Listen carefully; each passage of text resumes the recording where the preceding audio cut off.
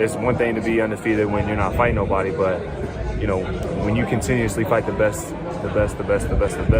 you know, eventually you probably more than likely are gonna come up short. And that just because you do that doesn't mean that you're not a great fighter. I see a lot of people throwing dirt on Haney's name like it was a bad thing to lose. Is it a bad thing to lose? Yes, nobody wants to lose in the sport of boxing, and that's just what it is, and I get it, and that's the game. But at the same time, let's not act like Devin Haney isn't that fighter. Let's act like he is not talented.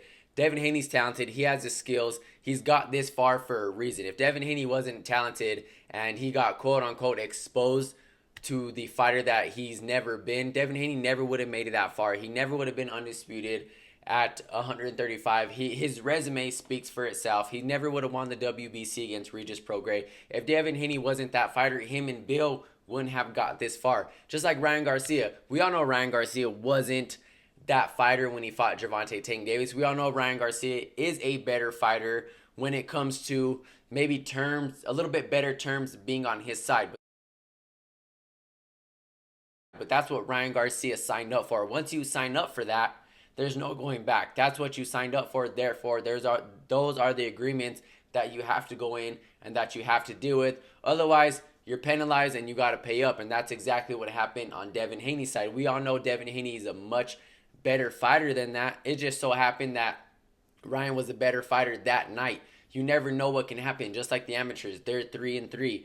Do I think that this deserves a rematch?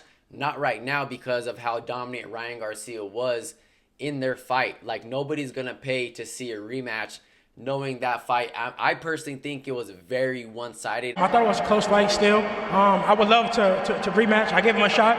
It's only right he give me a shot back. I would say that Devin Haney took a lot more of the damage. But like I said, this doesn't mean that Devin Haney can't come back from it. This doesn't mean that Devin Haney hasn't been that fighter the whole time.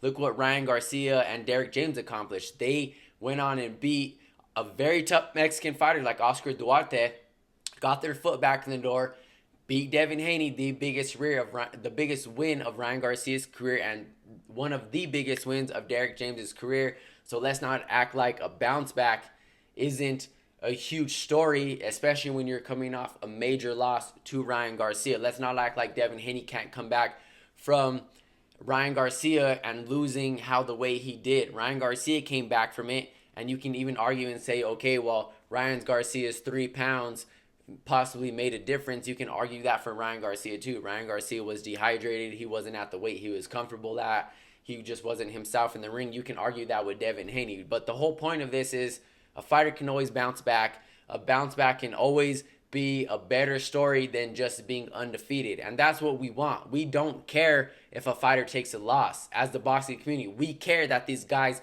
fight each other eventually. And can the rematch happen later on down the line if Devin Haney continue what he continues to do, which is keep winning, keep beating the top guys? Of course it can happen 3-4 years from now, as long as Devin Haney and Ryan Garcia keep in the same weight class or are somewhat in the same weight class. I don't know if Ryan Garcia overall in the end is just going to be too big for Devin Haney.